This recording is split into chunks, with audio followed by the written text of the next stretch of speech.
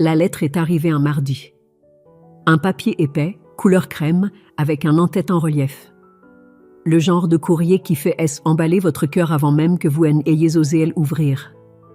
Je est fixé pendant une bonne minute dans mon studio minuscule, au milieu des boîtes de nouilles instantanées et des manuels scolaires rafistolés au gros scotch. Nous avons le plaisir de vous informer que votre candidature au programme de doctorat a été acceptée. Je m'appelle Élise et j'y attendais ce moment depuis 3 ans. 3 ans de cours du soir, de week-end à étudier et de dossiers de bourse remplis à 2 heures du matin après des journées de travail de 12 heures. Le programme était entièrement financé, frais de scolarité, frais de subsistance et même une petite allocation. C'était mon ticket de sortie. J'y ai appelé maman immédiatement. « Élise, ma chérie, tu sais bien que le mardi, c'est mon jour de yoga », répondit Pénélope, légèrement essoufflée. « Est-ce que ça peut attendre ?» J'y ai été acceptée, dis-je, en serrant la lettre. Le programme de doctorat à la Sorbonne. Bourse complète. Un silence. Puis, oh, eh bien, c'est gentil, ma chérie. Écoute, est-ce que tu peux me faire un virement de 500 € de plus cette semaine? Clara a besoin de pneus neufs pour sa voiture et tu sais comment elle est avec les anciens. Mon estomac se noie. Maman, tu as entendu ce que j'y ai dit? La Sorbonne. Un doctorat. C'est Oui, très impressionnant. On en parlera au dîner dimanche. Et n'oublie pas le vin. La ligne a été coupée. Je suis restée assise là, tenant mon téléphone, la lettre d'acceptation dans mon champ de vision. Dans le coin de l'écran de mon ordinateur portable, mon application bancaire affichait le solde de mon compte courant, 347 €. La story Instagram de ma sœur la montrait dans un de ces endroits à la mode pour le brunch. Mimosa et toast à avocat, artistiquement disposés, avec la légende La Belle Vie. Le dîner du dimanche chez maman était un rituel dans lequel j'y étais piégée depuis 6 ans, depuis que papa était mort et m'avait laissé comme là, responsable, désigné. La maison était une grande demeure bourgeoise dans le plus beau quartier de Neuilly, le genre avec une allée circulaire et un jardin entretenu par des paysagistes. Je payais pour tout ça. Voilà ma fille qui travaille dur. Maman m'enveloppa dans une étreinte qui sentait le parfum cher et le vin blanc. Clara est dans le salon, elle a des nouvelles. Clara était vautrée sur le grand canapé des gangles en cuir, telle une peinture de la Renaissance, tout en cheveux flottants et en gestes dramatiques. À 24 ans, elle avait perfectionné l'art d'être perpétuellement en crise. Élise, Dieu merci, tu es là. Je suis en pleine crise de nerfs à cause de ce mariage où je suis censée aller le mois prochain. La future mariée est une vraie tyran à propos de la robe. 300 €, tu te rends compte? Tu n'as pas 300 €, demandai-je en m'installant dans le fauteuil en face d'elle. Ben, techniquement, non. Mais ce n'est pas la question. C'est une question de principe. Elle devrait payer nos robes si elle est si difficile. Maman sortit de la cuisine, portant une bouteille de vin qui coûtait plus cher que mon budget mensuel de courses. Les filles, le dîner est prêt. Élise, sois un ange et prends la salade. Nous nous sommes installés autour de la table de la salle à manger et j'y ai attendu le bon moment. Maman en était à la moitié de son 2e verre de vin, Clara picorait sa nourriture tout en faisant défiler son téléphone. Parfait.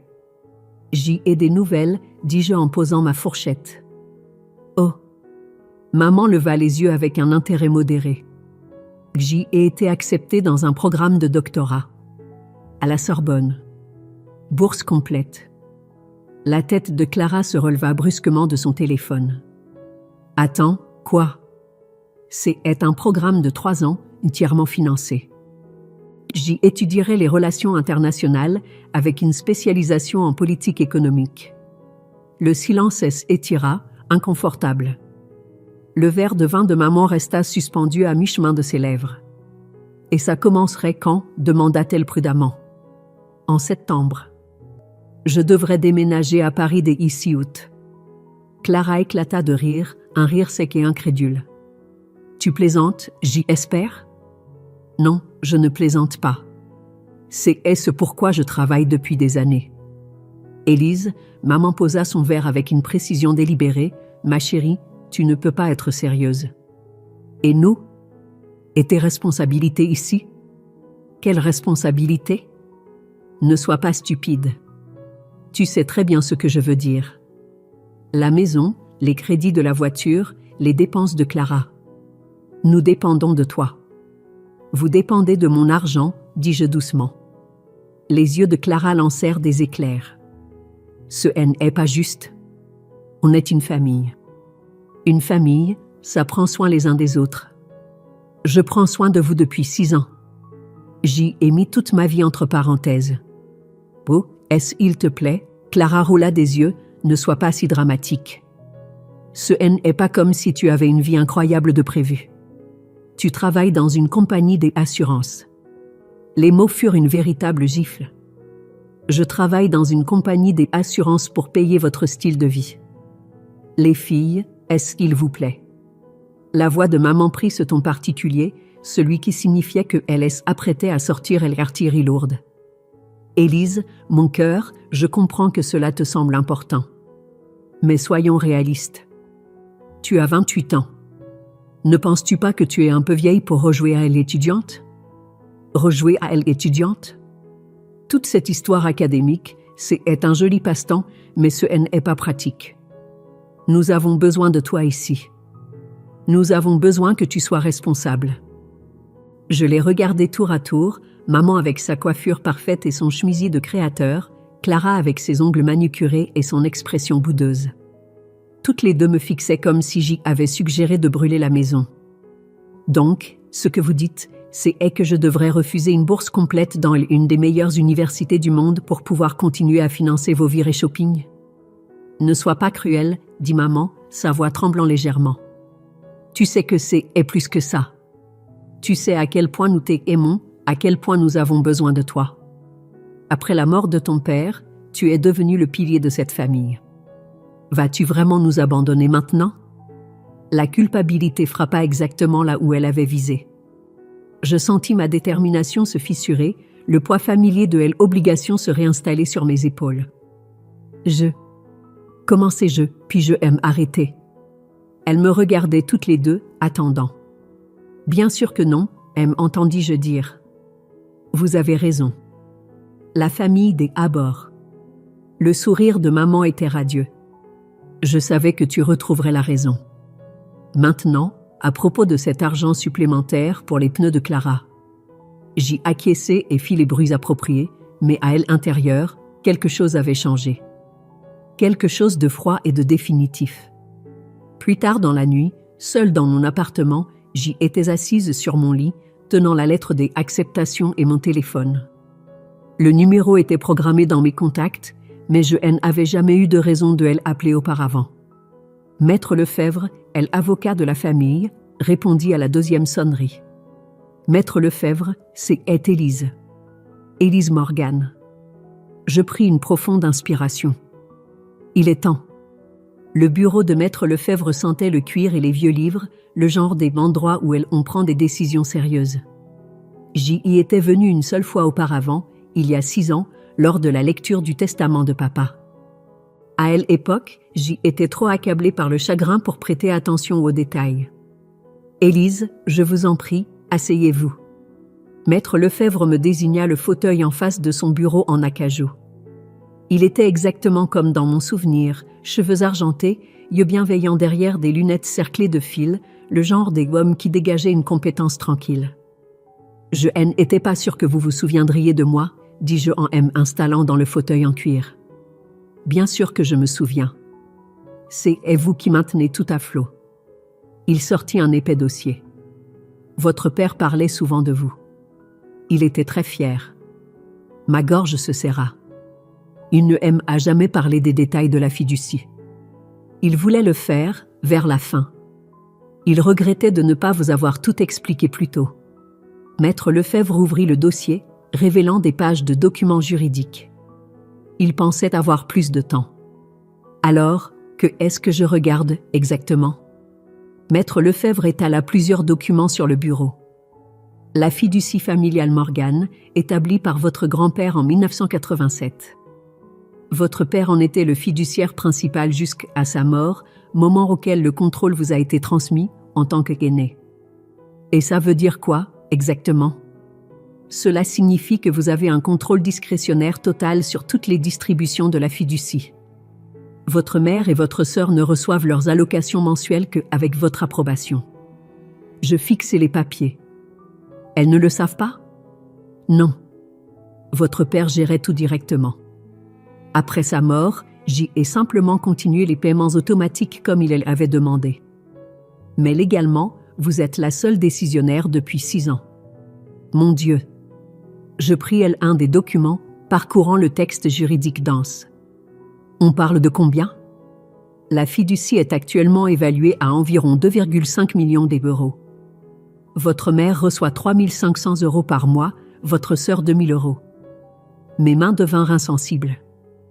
66 000 € par an.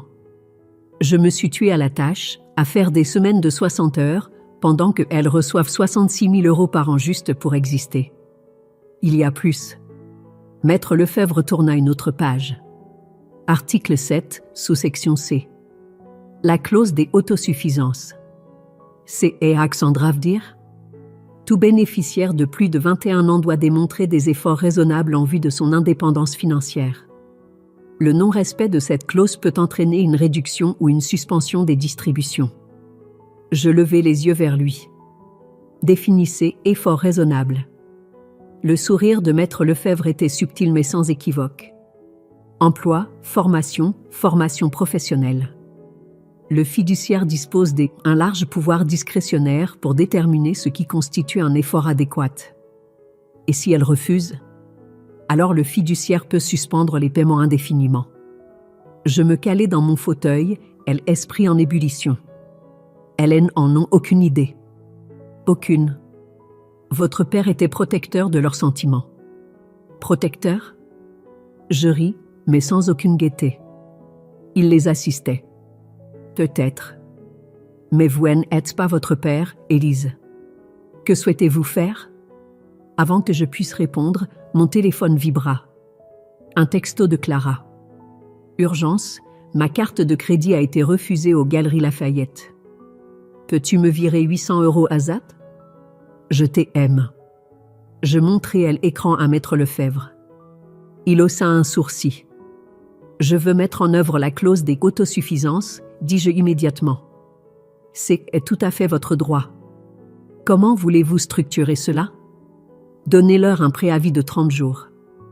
Après ça, les paiements seront conditionnés à la preuve de candidature, des entretiens, des embauches ou des inscriptions à des formations professionnelles. Maître Lefebvre prenait déjà des notes. Et si elles se conforment? Des paiements réduits. Disons 1 500 € pour maman, 1 000 € pour Clara. Assez pour les motiver, mais pas assez pour maintenir leur style de vie actuel. Et si elles ne se conforment pas? 0. Maître Lefebvre hocha la tête, approbateur. Je vais rédiger les lettres de notification aujourd'hui. Elles seront livrées par courrier recommandé. Combien de temps avant que cela ne prenne effet? 30 jours à compter de la livraison. Je vous recommande de tout documenter. Leur réponse, toute menace ou tentative de manipulation. Ce genre de changement fait souvent ressortir le pire chez les gens. Je repensais au dîner de dimanche, à la voix tremblante de maman et à la cruauté désinvolte de Clara. J'y compte bien. 1 heure plus tard, je retrouvai Élodie à notre café habituel. Elle jeta un coup d'œil à mon visage et nous commanda à toutes les deux des expressos doubles. « On dirait que tu as vu un fantôme », dit-elle en se glissant dans la banquette en face de moi. Je viens de découvrir que je contrôle l'argent de ma famille depuis 6 ans sans le savoir. Les yeux d'Élodie s'écarquillèrent. « Comment ça ?» Je lui expliquai tout. La fiducie, les paiements mensuels, la clause des autosuffisances. Élodie écouta sans m'interrompre, son expression passant de la surprise à quelque chose qui ressemblait à une satisfaction féroce. « Donc, tu es en train de me dire, dit-elle lentement, que pendant que tu mangeais des nouilles instantanées et que tu te tuais au travail, elle vivait des fonds fiduciaires que tu contrôles? 66 000 € par an? Putain, ouais. » Élodie se pencha en arrière. « Que est-ce que tu vas faire? Je vais leur couper les vivres. Bien. Sa réponse fut immédiate et catégorique. Il était temps. Tu ne penses pas que je suis vindicative? Vindicative? Élise, elles t'ont fait refuser la Sorbonne. Elles t'ont fait te sentir coupable de vouloir une vie. Ce n'est pas de la famille, ça, c'est du parasitisme. Mon téléphone vibra à nouveau. Un autre texto de Clara. Allô? Je suis littéralement plantée dans le magasin, c'est la honte. Je montrai le message à Élodie. Elle ricana. Laisse-la avoir honte. Ce sera peut-être éducatif. Maître Lefebvre envoie les lettres au jour de vie. Elles ont combien de temps? 30 jours pour trouver un travail ou commencer une formation. Élodie sourit. Ça va être épique. Tu sais qu'elles vont péter les plombs. J'y compte bien. Tu dois tout documenter. Capture des écrans, enregistrement si c'est légal, des témoins pour les conversations. Elles vont essayer de te manipuler et quand ça ne marchera pas, elles essaieront probablement de te détruire. J'y pensais un instant. Qu'elles essaient. Ce soir-là, je passais en voiture devant la maison de maman en rentrant du travail. Les lumières étaient allumées dans toutes les pièces, l'allée était pleine de voitures. Clara organisait une autre fête improvisée. À travers les grandes fenêtres du salon, je pouvais voir des gens rire, boire, s'amuser de cette manière insouciante que l'argent peut acheter. Mon argent. Je restais dans ma voiture, de l'autre côté de la rue, à les regarder célébrer avec des fonds que je n'avais jamais autorisés, dans une maison que j'y avais payée sans le savoir. Les documents de la fiducie étaient sur mon siège passager, la carte de visite de Maître Lefebvre attachée à la première page. Demain, tout changerait. Dans 30 jours, la fête serait finie. Je démarrai ma voiture et rentrai chez moi, planifiant déjà mon prochain coup. Le courrier recommandé fut livré un jeudi matin. Je le sais parce que je le suivais de manière obsessionnelle, actualisant le site de la Poste toutes les heures comme une sorte de harceleuse numérique. Pénélope signa pour le sien à 10h47. Celui de Clara fut livré à son appartement à 11h23. Mon téléphone commença à sonner à 11h31. Je le laissai basculer sur la messagerie. Puis il sonna encore et encore. À midi, j'y avais 14 appels manqués et mon téléphone vibrait sans arrêt avec des textos. Je coupai le son et partis déjeuner, laissant mon téléphone dans le tiroir de mon bureau comme une bombe à retardement. Quand je revins 1 heure plus tard, le compteur de notifications avait atteint 47.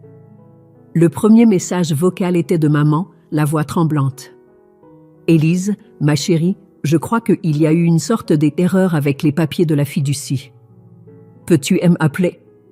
C'est urgent. » Le deuxième était de Clara, hurlant. « C'est quoi cette putain de lettre? Rappelle-moi tout de suite. » Au 5e message, le ton de maman avait changé. « Élise, ce est plus drôle. Je ne sais pas à quel jeu tu joues, mais tu dois arranger ça immédiatement. » Le 10e message était encore de Clara. « Espèce de garce rancunière. Comment as-tu pu faire ça à ta propre famille? » Je fis des captures des écrans de chaque texto, j'y enregistrai chaque message vocal. Élodie avait eu raison pour la documentation. La conversation de groupe familial était un champ de bataille. Je fis défiler message après message des accusations de plus en plus délirantes. « Maman, je n'arrive pas à croire que tu nous trahirais comme ça. Clara, c'est littéralement de la maltraitance. Maman, ton père aurait honte. Clara, tu détruis cette famille, pourquoi? Un stupide programme scolaire? Maman, nous avons besoin de cet argent, Élise. Le prêt immobilier, les crédits des voitures, tout en dépend. Clara, j'y ai des factures, j'y ai une vie. Tu ne peux pas juste me couper les vivres comme si je n'étais rien. Maman, si tu n'arranges pas ça, j'y appelle Maître Lefebvre moi-même. Clara, en fait, non. J'y appelle un avocat. Je tapais une seule réponse. Les termes de la fiducie sont clairement décrits dans les lettres. Vous avez 30 jours pour vous conformer aux exigences des autosuffisances. La conversation explosa. Clara, Elle autosuffisance? T'es folle ou quoi? Maman, Élise Elisabeth Morgan, tu m'appelles au téléphone tout de suite. Clara, je ne vais pas prendre un job au SMIC parce que tu fais un caprice de pouvoir. Maman, ce n'est pas comme ça que on t'a élevé. Clara, tu es littéralement en train de ruiner ma vie. Je mis la conversation en sourdine et retournai travailler. À 15 heures, le téléphone de mon bureau sonna. La voix de la réceptionniste était pleine d'excuses. « Élise, votre mère est ici. Elle dit que c'est une urgence familiale. Dites-lui que je suis en réunion tout l'après-midi. Elle dit qu'elle attendra. Dites-lui que je suis en réunion toute la semaine. » 20 minutes plus tard, mon portable sonna. Numéro inconnu. Allô? Elle n'ose même pas me rapprocher au nez. La voix de maman était glaciale de fureur. Je suis assise dans ton hall d'entrée et je ne partirai pas tant que tu ne m'auras pas donné d'explications. Hélène, il n'y a rien à expliquer. La fiducie a des termes, vous devez les suivre. Des termes? Élise, je suis ta mère. Clara est ta sœur. Nous ne sommes pas des étrangères que tu peux juste couper comme si nous ne comptions pas pour toi. Vous comptez beaucoup pour moi. C'est pourquoi je vous donne 30 jours au lieu de vous couper les vivres immédiatement. 30 jours pourquoi? Trouver un travail? Élise, j'y ai 52 ans. Je n'ai pas travaillé depuis 20 ans. Et Clara? Clara a 24 ans et est parfaitement capable de travailler. Elle souffre d'anxiété. Tu sais qu'elle est anxieuse. Alors elle peut se faire soigner. La fiducie couvrira les frais médicaux. C'est insensé. Tu es complètement déraisonnable. Je suis exactement aussi raisonnable que les documents de la fiducie de papa exigent. Il y eut une longue pause. Quand maman reparla, sa voix avait changé, prenant ce ton blessé particulier qu'elle utilisait quand elle voulait me faire sentir coupable. Ma chérie, je sais que tu es contrariée à propos de cette histoire des écoles. Je sais que nous avons mal géré ça. Mais ça, ce n'est pas la bonne façon de gérer les choses. C'est cruel. La façon dont vous avez géré la Sorbonne était cruelle. Nous essayons juste de te protéger de faire une erreur. Vous protégiez votre gagne-pain. Comment peux-tu dire ça, après tout ce que nous avons traversé ensemble? Après que je t'ai élevé, que je me sois sacrifié pour toi? Sacrifié quoi, exactement? Tu n'as pas travaillé depuis que j'y ai 12 ans. Tu n'as pas payé une facture depuis 6 ans. Que as-tu sacrifié, exactement? J'y ai sacrifié ma carrière pour vous élever, les filles. Et maintenant, il est temps de désacrifier ça. La ligne devint silencieuse, à l'exception de la respiration de maman. Si tu n'annules pas ça, dit-elle finalement, je vais me battre. Je vais contester la fiducie, contester ton autorité. Je traînerai ça en justice s'il le faut. Bonne chance avec ça. Maître Lefebvre a déjà confirmé que tout est blindé. Maître Lefebvre travaille pour la famille, pas seulement pour toi. En fait, Maître Lefebvre travaille pour la fiduciaire, c'est accent grave dire moi. Un autre long silence.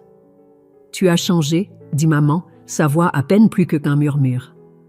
Tu es devenu quelqu'un que je ne reconnais pas, peut-être que tu ne m'as jamais vraiment connu. Elle raccrocha.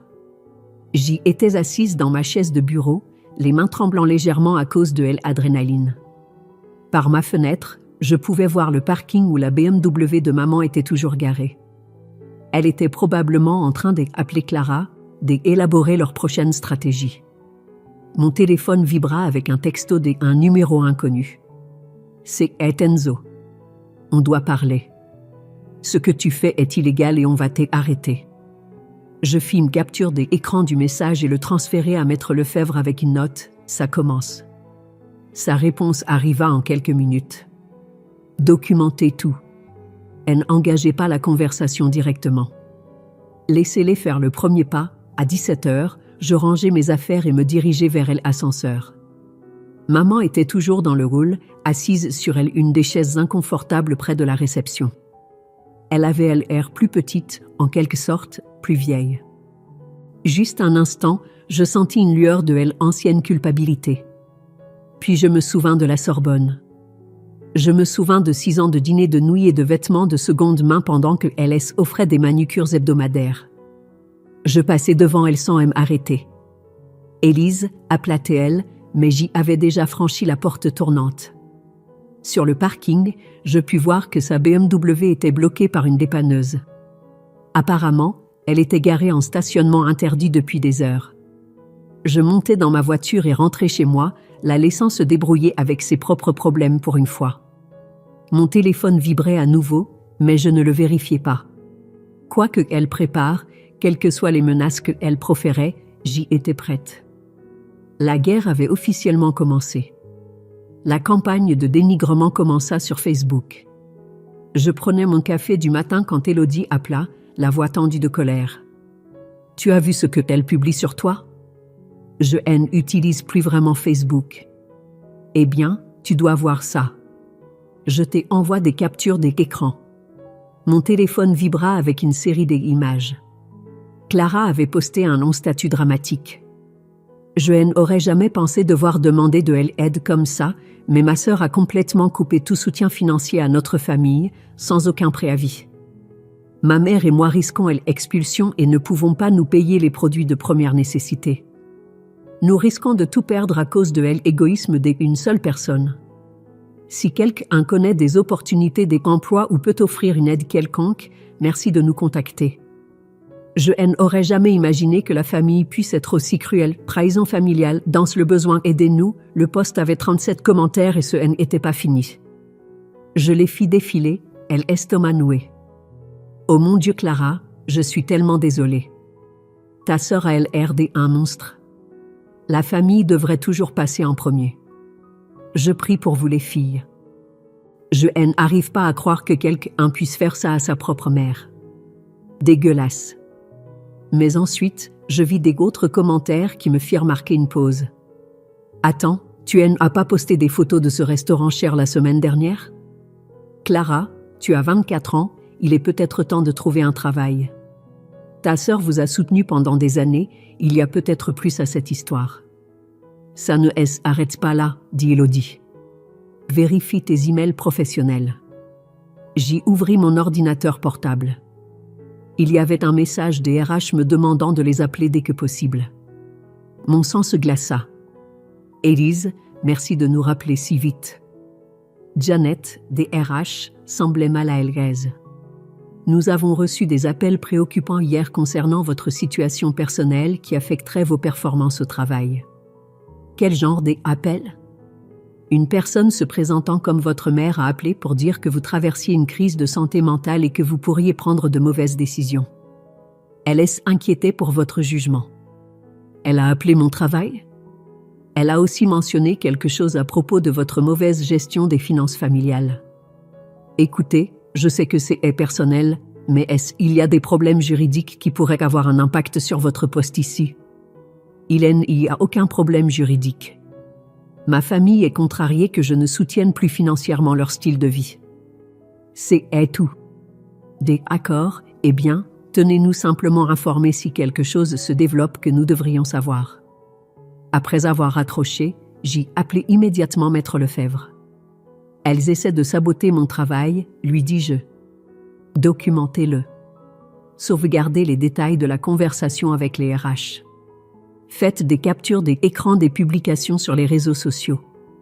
Ce genre de comportement renforce en fait votre position. Comment ? Il démontre exactement pourquoi la clause des autosuffisances existe. Des adultes qui ont recours à la manipulation et au sabotage lorsqu'on leur demande de subvenir à leurs propres besoins ne prouvent pas exactement leur maturité. Cet après-midi-là, ma cousine Nicole appela. Nous ne nous étions pas parlé depuis des mois. Élise, je viens de voir le post Facebook de Clara. Que est-ce qui se passe, bon sang ? Est-ce qu'elle t'a raconté toute l'histoire ? Elle a dit que tu leur avais coupé les vivres du jour au lendemain parce que tu es en colère à propos d'un programme scolaire. Ce n'est pas tout à fait exact. J'y expliqué la situation de la fiducie, les années de soutien, la bourse de la Sorbonne que j'y avais refusée. Nicole écouta sans m'interrompre. « Mon Dieu, dit-elle finalement. Elle touchait 5 500 € par mois. En plus, je couvrais le prêt immobilier, les crédits des voitures, les assurances, tout le reste. Pendant que tu vis dans ce minuscule studio et que tu conduis une voiture plus vieille que Clara. À peu près. Et elles t'ont fait refuser la Sorbonne? Elles ont dit que c'était égoïste. Nicole resta silencieuse un long moment. Élise, je dois te dire quelque chose. Clara m'a appelé hier pour me demander si je pouvais lui prêter de l'argent. Elle a dit que tu étais devenue folle et que tu essayais de les contrôler. Que est-ce que tu lui as dit? Je lui ai dit que j'y allais y réfléchir. Mais maintenant, sachant qu'elle vit à tes crochets depuis des années et qu'elle a l'audace de te traiter de contrôle fric. Elle dit à tout le monde que je fais une dépression nerveuse. Elle idée de maman, je suppose. Probablement. Je vais passer quelques coups de fil. Tante Sarah, oncle Michel, toute la famille. Ils doivent connaître la véritable histoire. Ce soir-là, Enzo se présenta à mon appartement. Je l'observais à travers le Judas, faisant les 100 pas dans le couloir comme un animal en cage. Comme je ne répondais pas, il se mit à marteler la porte. « Élise, je sais que tu es là. On doit parler. » J'ai appelé la sécurité de l'immeuble au lieu d'ouvrir la porte. « Madame, nous avons demandé au monsieur de partir, mais il dit que c'est une urgence familiale, me dit le gardien au téléphone. Ce n'est pas une urgence. Il me harcèle pour le compte de ma sœur. Nous allons le raccompagner à la sortie. » À travers le Judas, je regardais la sécurité escorter Enzo jusqu'à l'ascenseur.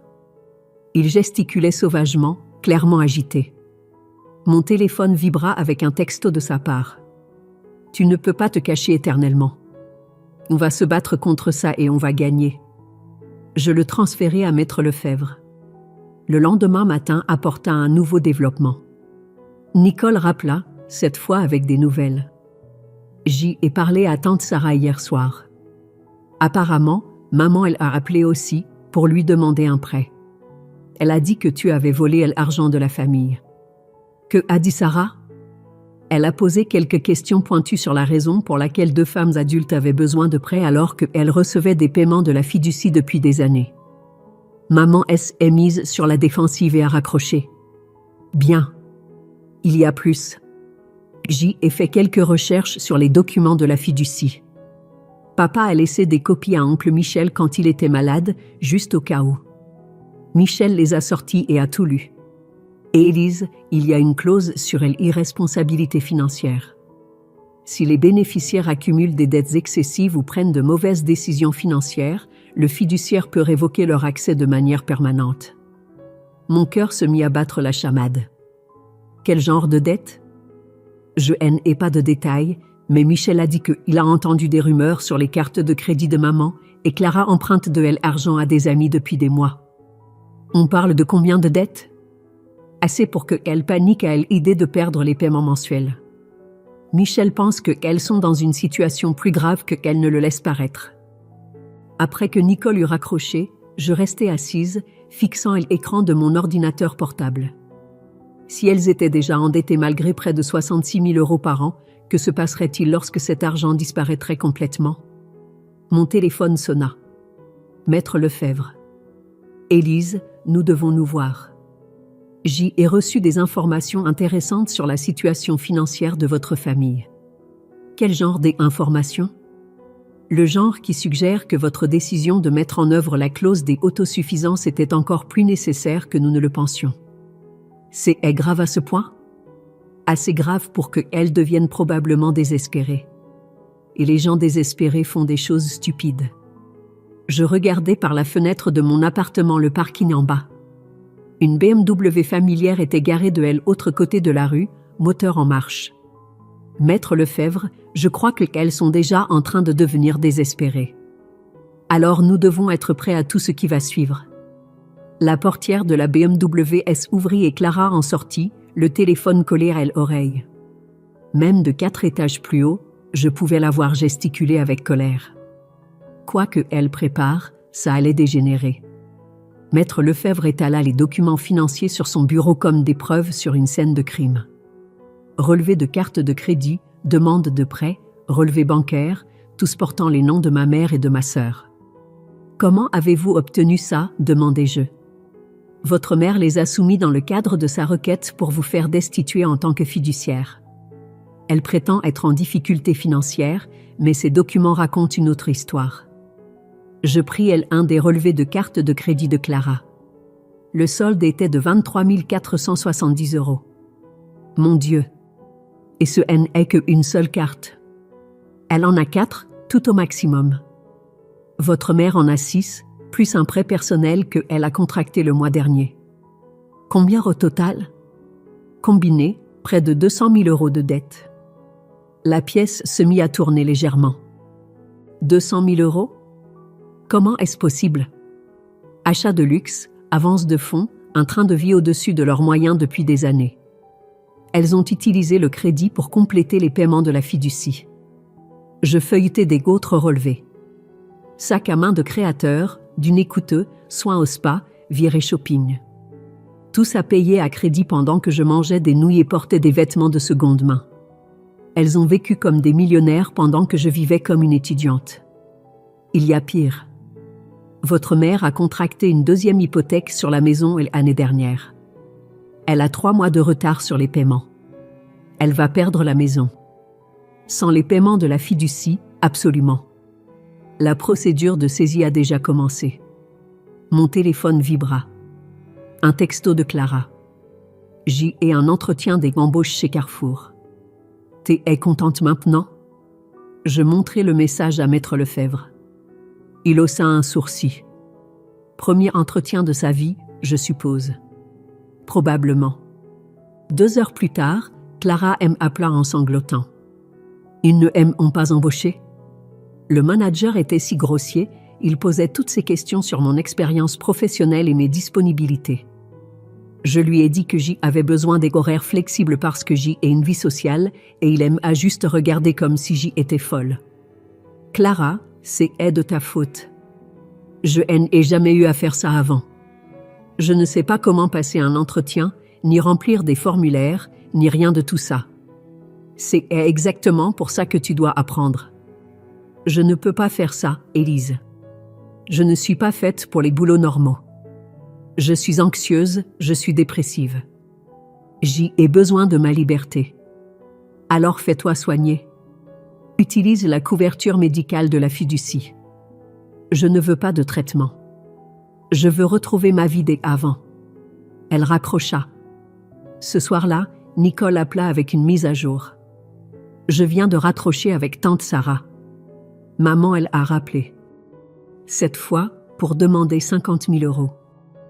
50 000 €? Elle a dit que c'était un prêt temporaire jusqu'à ce que tu retrouves la raison. Sarah lui a demandé pourquoi elle avait besoin d'autant d'argent et maman est effondrée en pleurant, parlant de perdre la maison. Que a dit Sarah? Elle a dit que si maman touchait près de 3 500 € par mois de la fiducie, elle aurait dû économiser de l'argent, pas tout dépenser. Maman est mise sur la défensive et a commencé à fulminer sur le fait que la famille ne comprenait pas ce qu'elle avait traversé depuis la mort de papa. La famille ne comprend pas? Sarah a souligné que tu avais aussi perdu ton père, mais que tu avais réussi à soutenir tout le monde tout en travaillant à plein temps. Maman lui a raccroché au nez. Le lendemain matin apporta une nouvelle crise. Le concierge de mon immeuble appela à 6 heures du matin. Mademoiselle Morgane, votre mère est dans le hall. Elle dit qu'elle est là depuis toute la nuit. Je habillée en vitesse et descendis. Maman était recroquevillée sur un des fauteuils du hall, portant encore les vêtements de la veille. Ses cheveux étaient en désordre, son maquillage avait coulé. Elle avait l'air de ne pas avoir dormi. « Maman, qu'est-ce que tu fais ici ?» Elle leva vers moi des yeux rougis. Je n'avais nulle part où aller. « Comment ça ?» L'électricité a été coupée. Je ne pouvais pas payer la facture. Sa voix était à peine un murmure. Je suis restée dans ma voiture, mais il fait si froid et j'y ai pensé que peut-être, si je venais ici. Malgré tout, la voir comme ça me serra la poitrine. Maman, je sais que tu es en colère contre moi. Je sais que j'y ai mal géré les choses. Mais est-ce, il te plaît, Élise? Je suis ta mère. J ai besoin d'aide. La fiducie couvrira les factures si tu cherches activement du travail. C est ce que je fais. J ai rempli 3 candidatures hier. Des candidatures en ligne.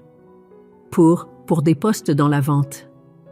Elle dit ça comme si elle avouait un crime. C est bien. C est un début. Mais ils veulent des références et je n'en ai pas.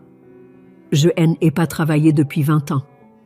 Qui va embaucher une femme de 52 ans sans expérience récente? Beaucoup d'endroits embauchent des travailleurs matures. Il faut juste continuer à essayer. Elle se remit à pleurer. Ce n'est pas ce que je suis censée être. Je ne suis pas censée mendier pour des emplois au SMIC et dormir dans ma voiture. Maman, tu peux rester à l'hôtel. La fiducie couvre les frais de subsistance raisonnables pendant la période de transition. Quelle période de transition? Tu détruis nos vies. Je vous donne une chance de construire de vraies vies. Des vies qui ne dépendent pas de moi me tuant à la tâche. Elle se leva brusquement. Tu sais quoi? Très bien. Si tu veux regarder ta famille s'effondrer, vas-y. Mais ne t'attends pas à ce que je te remercie pour ça. Elle se dirigea des 20 pas rageurs vers la sortie, puis se retourna. Il y a quelque chose que tu ne sais pas, Élise. Quelque chose à propos de ton précieux père et de son parfait fonds fiduciaire. Si tu ne rétablis pas nos paiements, je vais dire à tout le monde la vérité sur la provenance de cet argent. Mon sang se glaça. Quelle vérité? Demande à Maître Lefebvre à propos du règlement de l'assurance. Demande-lui à propos de l'argent que ton père n'a jamais déclaré au fisc. Demande-lui quelle part de ce fonds fiduciaire est bâtie sur des mensonges. Elle me laissa planter dans le rôle, elle esprit en ébullition. J'y appelai Maître Lefebvre immédiatement. Nous devons nous voir. Maintenant. Que y a-t-il? Maman menace de révéler une sorte de scandale sur papa et l'argent de la fiducie. Il y eut une longue pause. Je libère mon emploi du temps. Venez tout de suite.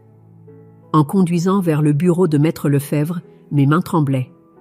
Tout ce sur quoi j'y avais bâti ma vengeance et l'autorité légale, la supériorité morale, la colère juste, et si tout cela était basé sur quelque chose de corrompu? Et si maman avait raison de me menacer? Et si je venais de lui donner l'arme dont elle avait besoin pour tout détruire? Maître Lefebvre m'attendait avec une bouteille de whisky et 2 verres sur son bureau. Ce n'était jamais bon signe. Asseyez-vous, Élise. Dites-moi juste à quel point c'est grave. Il versa 2 doigts de whisky dans chaque verre et en fit glisser un vers moi. Votre mère fait référence à quelque chose qui est passé il y a 15 ans. Votre père a reçu une indemnité des assurances vie lorsque son associé est décédé subitement. Des accords. L'associé avait détourné des fonds de leur entreprise. Quand il est mort, la compagnie des assurances a payé sur la base de la valorisation de l'entreprise, mais elle n'était pas au courant des fonds manquants. Votre père a reçu de l'argent pour des actifs qui n'existaient pas réellement. Mon estomac se retourna. Donc, papa a volé de l'argent à l'assurance? Non. Votre père a signalé l'écart à la compagnie des assurances dès qu'il a découvert. Il a rendu chaque centime et a pleinement coopéré à leur enquête. Je le fixais. Alors, de quoi maman me menace-t-elle? Pendant l'enquête, il y a eu une brève période, peut-être 6 semaines, où votre père a eu accès à de l'argent qui ne lui appartenait pas légitimement. Votre mère croit apparemment que cela rend toute la fiducie illégitime. Mais il a rendu. Chaque centime, plus les intérêts. J'y ai toute la documentation. Maître Lefebvre ouvrit un classeur et en sortit un épais dossier. Votre père a été scrupuleusement honnête sur toute l'affaire. La compagnie des assurances a même écrit une lettre louant son intégrité. Je pris une gorgée de whisky, sentant la brûlure dans ma gorge. Donc, la menace de maman est complètement vide. Mais elle est désespérée, et les gens désespérés croient souvent à leurs propres mensonges. Mon téléphone vibra. Un texto d'un numéro inconnu. Va voir sur Facebook. J'y ouvris l'application avec des mains tremblantes. Clara avait de nouveau posté. Cette fois, avec une photo de maman, elle débraillée, dans ce qui semblait être le rôle d'un hôtel. Mise à jour sur notre situation familiale. Ma mère a passé la nuit à dormir dans sa voiture parce que ma sœur a coupé tout soutien sans préavis. Voilà à quoi ressemblent les valeurs familiales selon Elise Morgan. Notre père aurait honte de ce qu'elle est devenue, maltraitance familiale, abus de personnes âgées. Le post avait déjà des dizaines de commentaires, mais cette fois, les réponses étaient différentes. Clara, ta sœur t'a soutenue pendant 6 ans. Il est peut-être temps de grandir. Pourquoi tu ne peux pas trouver un travail comme tout le monde? Ta mère a l'air d'aller bien. Arrête d'être si dramatique. Je connais Elise du travail, c'est elle une des personnes les plus responsables que j'y ai jamais rencontrées. Il y a certainement plus à cette histoire. Mais ensuite, je vis un commentaire qui me glaça le sang. J'y ai entendu dire que l'argent de la famille venait d'une fraude à l'assurance. C'est peut-être pour ça qu'elle est si désespérée de le contrôler. Maître Lefebvre, regardez ça. Il lui par-dessus mon épaule, la mâchoire serrée. Elle rend ses accusations publiques. Peut-elle faire ça légalement? Elle peut dire ce qu'elle veut. Mais si elle fait de fausses déclarations sur une fraude, c'est de la diffamation. Nous pouvons la poursuivre en justice. Mon téléphone sonna. Nicole. Élise, je viens de voir le post Facebook. De quelle fraude à l'assurance parle-t-elle? J'y expliquai ce que Maître Lefebvre avait dit. Nicole écouta, puis soupira lourdement. Ça devient n'importe quoi. Toute la famille en parle maintenant. Oncle Michel m'a appelé ce matin pour me demander si tu avais vraiment volé de l'argent. Est-ce que tu lui as dit? Je lui ai dit que ça ressemblait à des conneries, mais il veut voir des preuves. Tout le monde prend parti. Quel parti? Elle équipe Pénélope et Clara contre elle équipe Élise. C'est comme une guerre civile. Après que Nicole eut raccroché, Maître Lefebvre sortit des autres documents. Je pense qu'il est temps de passer à l'offensive, dit-il. Les accusations de votre mère sont fausses et préjudiciables. Nous pouvons déposer une plainte pour diffamation et harcèlement. Je ne veux pas poursuivre ma propre mère. Alors que voulez-vous faire? La laisser détruire votre réputation avec des mensonges? Avant que je puisse répondre, mon téléphone sonna à nouveau. Cette fois, c'était mon patron. Élise, j'y ai besoin que vous veniez. Nous avons reçu des allégations sérieuses concernant votre conduite. Quel genre d'allégations? Quelqu'un a appelé, prétendant que vous avez détourné des fonds d'une fiducie familiale. Ils ont dit qu'il pourrait y avoir des poursuites pénales en cours. Mes mains devinrent insensibles. C'est complètement faux. J'y en suis sûre. Mais nous devons en discuter en personne. Pouvez-vous venir maintenant? Je raccrochai et regardai Maître Lefebvre. Ils ont de nouveau appelé mon travail. Cette fois, en prétendant que je détourne des fonds. Ça suffit. Maître Lefebvre se leva, le visage sombre. Nous déposons une demande des ordonnances restrictives aujourd'hui. Maître Lefebvre, non. Cela a dépassé toutes les limites. Elles essaient de détruire votre carrière avec de fausses accusations. Ce n'est plus un drame familial, c'est du harcèlement criminel. 2 heures plus tard, j'y étais assise dans le bureau de mon patron avec les RH, expliquant toute la situation. J'y avais apporté des copies de tous les documents de la fiducie, les coordonnées de Maître Lefebvre et une chronologie du harcèlement. Donc, vous dites que ces accusations sont complètement fabriquées, demanda mon patron. Complètement. Je peux fournir la documentation légale prouvant tout ce que je vous ai dit. Et ce sont votre mère et votre sœur qui passent ces appels? Oui. Elles sont contrariées que je ne les soutienne plus financièrement. Les RH prirent des notes pendant que je parlais. Quand j'y eus fini, mon patron se pencha en arrière dans son fauteuil. Élise, vous êtes avec nous depuis 6 ans. Votre travail a toujours été exemplaire. Mais cette situation est préoccupante. Je comprends. Je prends des mesures légales pour arrêter le harcèlement. Bien. Tenez-nous informés. Et Élise, documentez tout. Si cela dégénère, nous aurons besoin d'un dossier complet. Ce soir-là, je retrouvai Élodie dans un bar près de mon appartement. Elle jeta un coup d'œil à mon visage et nous commanda à toutes les deux des doubles. Elles ont appelé ton travail, encore. En prétendant que je détourne des fonds. Mon patron a été compréhensif, mais je vois le doute dans ses yeux. C'est insensé. Elles essaient de détruire ta vie parce que tu ne veux pas financer leurs addictions au shopping. Maître Lefebvre veut demander une ordonnance restrictive. Fais-le. Ça a largement dépassé le cadre d'un drame familial normal. Mon téléphone vibra avec une notification de message vocal. Le numéro était masqué. Je le mis sur haut-parleur. La voix de Clara, pâteuse d'alcool.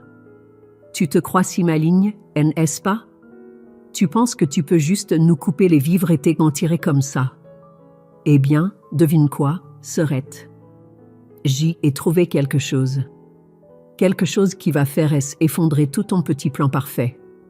Tu n'as aucune idée de ce qui t'attend. Élodie et moi nous sommes regardés. Que est-ce qu'elle a bien pu trouver? Demanda Élodie. Je ne sais pas. Mais connaissant Clara, ce n'est probablement rien. Elle essaie juste de me faire peur. Mais même en le disant, un frisson me parcourut. Clara était peut-être dramatique et pleine de droit, mais elle n'était pas stupide. Et les gens désespérés étaient capables de tout. Mon téléphone vibra avec un texto de Maître Lefebvre. Ordonnance restrictive déposée.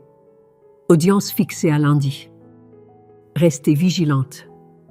Je regardais autour de moi dans le bar, me sentant soudainement exposée. Quelque part, ma mère et ma sœur complotaient leur prochain coup et je n'avais aucune idée de ce dont elles étaient capables. El rappel est arrivé à 3h du matin, un samedi. La voix de Maître Lefebvre était tendue, pleine d'une colère contenue. « Élise, j'ai besoin que vous veniez à mon bureau immédiatement. Nous avons un problème sérieux. Que est-il passé? Quelqu'un a tenté d'accéder au compte de la fiducie cette nuit. Ils avaient des documents d'autorisation falsifiés avec votre signature. Je cherchais déjà mes vêtements. Combien ont-ils pris? Rien. Le système de détection de fraude de la banque a signalé. Mais Élise, c'est un crime. On parle de tentative de vol qualifiée. C'était Clara. Pouvez-vous le prouver? Qui autre cela pourrait-il être? Ce n'est pas suffisant pour la police. Venez maintenant. Nous devons appeler la banque et déposer une plainte avant que Hélène essaie à nouveau. J'y enfilai un jean et un pull, mes mains tremblant alors que je prenais mes clés. Les rues étaient désertes à cette heure, juste moi et un taxi occasionnel fendant l'obscurité en direction du bureau de Maître Lefebvre. Il attendait dans le hall, encore en pyjama sous son pardessus. Nous avons pris l'ascenseur en silence. « Montrez-moi tout », dis-je dès que nous sommes arrivés à son bureau. Maître Lefebvre étala des emails imprimés et des documents bancaires. Elles ont soumis une demande de virement de 40 000 € vers un compte enregistré au nom de ces Morgan. La signature semblait convaincante à première vue. J'y étudiai la signature contrefaite. Elle était proche, mais pas parfaite. Elle est entraînée. Le directeur de la banque a appelé directement parce que la demande est arrivée en dehors des heures de bureau normales et que le montant était inhabituellement élevé. Femme intelligente. Elle nous a probablement évité un vol beaucoup plus important. Et maintenant, nous déposons une plainte à la police. La banque va enquêter. Il détermine que c'était une fraude intentionnelle, Clara pourrait aller en prison. Oui. Mon téléphone se mit à vibrer, inondé de textos. Clara, je sais que t'es réveillée. Clara, je sais que t'as appelé la banque. Clara, tu veux jouer les durs, alors jouons. Clara, j'y ai des copies de tout. Clara, le vrai testament de papa. Celui qu'il a écrit avant de tomber malade. Clara, devine qui il voulait vraiment pour contrôler l'argent. Je montrai les messages à Maître Lefebvre. Son visage devint blême. « Il n'y a pas d'autres testaments, n'est-ce pas ?» demandai-je. Le testament de votre père était très clair. Il n'y avait pas de version antérieure, pas d'amendement. Maître Lefebvre, laissez-moi vérifier quelque chose. Il se dirigea vers son classeur, sortant dossier après dossier. Votre père a mentionné? Non, c'est impossible. Quoi? Il a mentionné avoir rédigé quelque chose des années plus tôt, mais il a dit qu'il avait détruit quand les dépenses de votre mère sont devenues incontrôlables. Est-ce que ça disait? Ça aurait fait de votre mère la fiduciaire principale, avec vous en soutien. Mon estomac se retourna. Si Clara a une copie de ça, elle pourrait contester votre autorité. Mais Élise, même si un tel document existait, il aurait été supplanté par le testament final. Légalement, il n'a aucune valeur. Mais ça lui donnerait un motif pour tout contester. Potentiellement. Mais d'abord, elle devrait prouver son authenticité, ce qui serait difficile si votre père a détruit l'original. Mon téléphone sonna. Numéro masqué. Ne répondez pas, dit Maître Lefebvre. Mais je glissais déjà pour accepter. Allô, sœurette. La voix de Clara était froide, contrôlée, différente de son drame habituel. Clara, tu dois te rendre. La banque a des preuves de tentative de fraude. Fraude? J'y accédais à de l'argent qui aurait dû être le mien depuis le début. Ce n'est pas comme ça que la loi fonctionne. Peut-être pas. Mais je me demande ce que la loi pense des fiduciaires qui cachent des documents importants aux bénéficiaires. De quoi parles-tu? Le vrai testament de papa, Élise. Celui où il laissait maman responsable de tout. Celui que toi et Maître Lefebvre cachaient depuis 6 ans. Maître Lefebvre secouait la tête frénétiquement, mais je pouvais entendre la confiance dans la voix de Clara. Il n'y a pas d'autre testament. Vraiment? Alors explique ça. Mon téléphone vibra avec un message photo.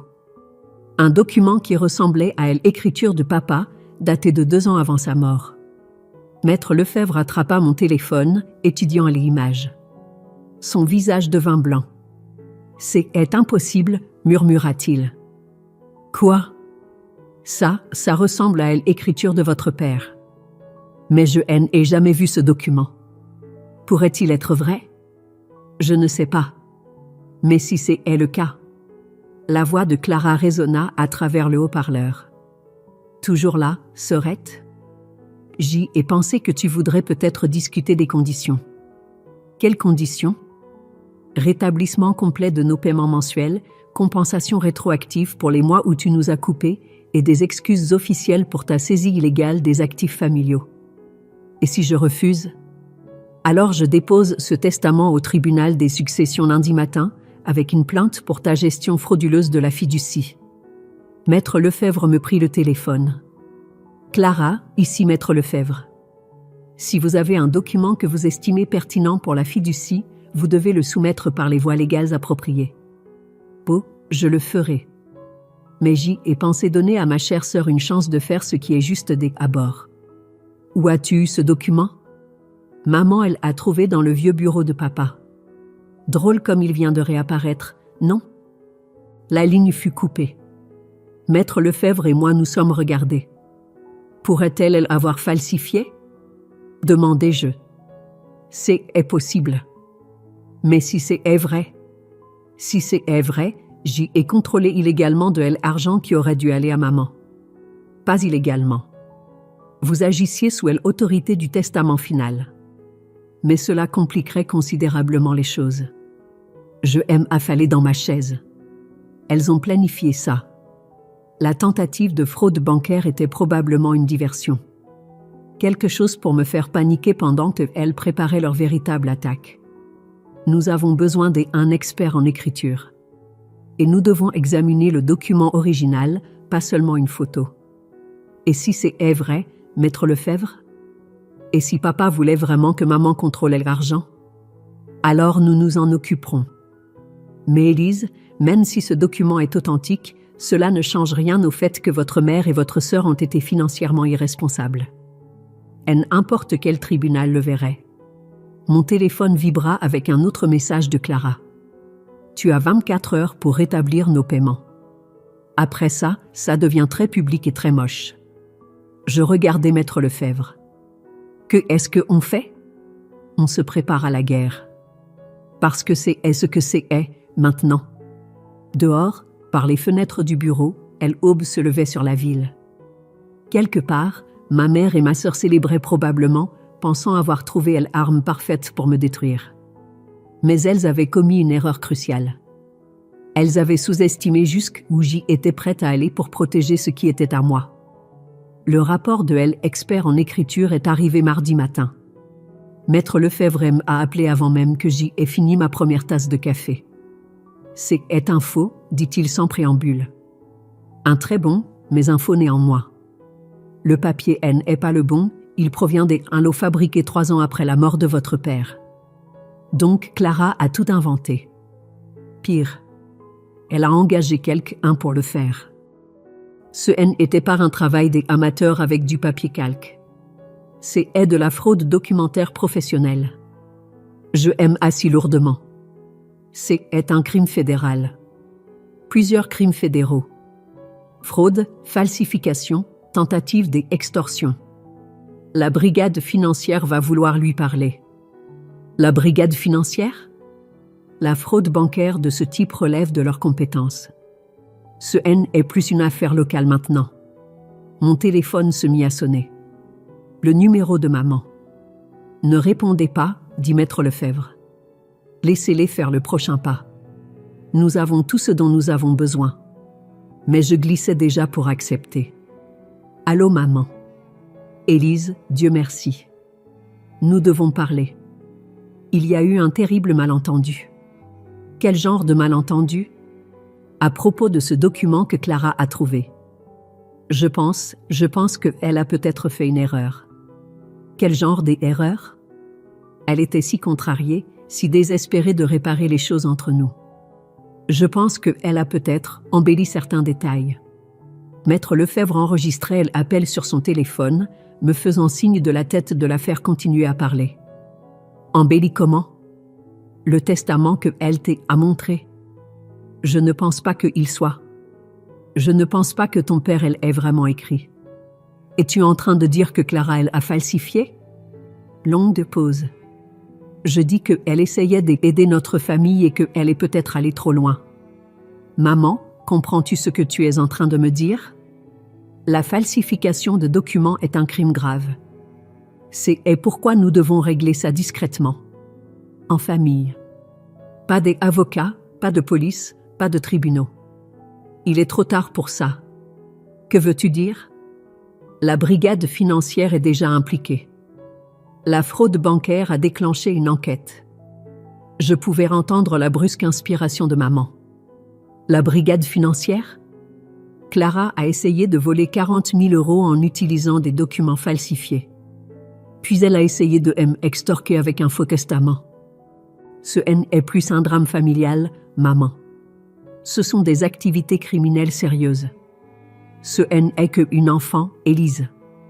Elle ne comprend pas, elle a 24 ans. Elle a engagé un faussaire professionnel. Elle savait exactement ce qu'elle faisait. S'il te plaît. Je t'en supplie. Ne les laisse pas arrêter. C'est mon bébé. Elle a fait son choix. Que veux-tu? Je ferai n'importe quoi. Nous trouverons du travail. Nous rembourserons chaque centime. Il ne s'agit plus de l'argent. Alors de quoi s'agit-il? Je regardai Maître Lefebvre, qui hocha la tête de manière encourageante. Il s'agit des conséquences, maman. Pour la première fois de votre vie, il y a de vraies conséquences à vos actions. Élise, j'y en ai fini. Je raccrochai. Maître Lefebvre sourit sombrement. C'était parfait. Elle vient d'admettre sur un appel enregistré que Clara a falsifié le document. Et maintenant? Maintenant, nous attendons. La police voudra vous interroger, mais vous êtes la victime ici. Clara, par contre, mon téléphone vibra avec un texto de Nicole. Allume BFM TV. Maintenant. Je saisis la télécommande et zappai sur la chaîne des informations. Un journaliste se tenait devant le palais de justice. Clara Morgan, 24 ans, a été arrêtée ce matin pour des accusations de fraude bancaire et de falsification de documents. Les charges découlent d'une tentative présumée de voler de l'argent d'une fiducie familiale. L'écran montrait Clara, menottée, conduite à l'intérieur du palais de justice. Elle avait l'air plus petite, en quelque sorte, plus jeune. Un instant, je sentis une lueur de l'ancienne sympathie. Puis je me souvins de la Sorbonne. Je me souvins de 6 ans de sacrifice. Je me souvins d'avoir dormi dans ma voiture pendant qu'elle vivait dans le luxe. La sympathie mourut. Maître Lefebvre coupa le son de la télé. Le procureur veut vous voir demain. Ils offrent un accord de plaider coupable à Clara. Restitution complète, travaux d'intérêt général, sursis. Mais elle doit admettre sa culpabilité et rester loin de vous. Et si elle ne l'accepte pas? Prison. Probablement 2 à 5 ans. Mon téléphone sonna de nouveau. Cette fois, c'était Élodie. Putain, Élise, je viens de voir les infos. Ça va? Ça va. Comment tu te sens? J'y y pensais un instant. Comment je me sentais? Pas triomphante, exactement. Pas vengée. Juste vide. Comme si j'y avais retenu mon souffle pendant des années et que je pouvais enfin expirer. Libre, dis-je finalement. Je me sens libre. Bien. Tu mérites de te sentir libre. Cet après-midi-là, je me rendis au bureau des admissions de la Sorbonne. Le directeur du programme, le professeur Williams, parut surpris de me voir. Mademoiselle Morgan, je pensais que vous aviez décliné notre offre. Je voudrais savoir s'il y a une possibilité de reporter mon acceptation. Je sais qu'il est tard, mais les circonstances ont changé. Il aime étudier à un long moment. Quel genre de circonstances? Des obligations familiales qui ne sont plus obligatoires. Le professeur Williams sourit. Laissez-moi passer quelques appels. 2 heures plus tard, je sortis avec une nouvelle lettre d'acceptation. Le programme garderait ma place pour le semestre de printemps. J'y avais 4 mois pour régler mes affaires et m'installer à Paris. 4 mois pour construire une vie qui était vraiment la mienne. Ce soir-là, j'y étais assise dans mon appartement avec un verre de vin et mon ordinateur portable, m'autorisant enfin à chercher des appartements à Paris. De vrais appartements, pas des studios exigus. Des endroits avec assez d'espace pour des livres et un vrai bureau, et peut-être même un chat. Mon téléphone vibra avec un email d'une adresse que je ne reconnaissais pas. Ce n'est pas fini. Tu as détruit notre famille et tu le paieras.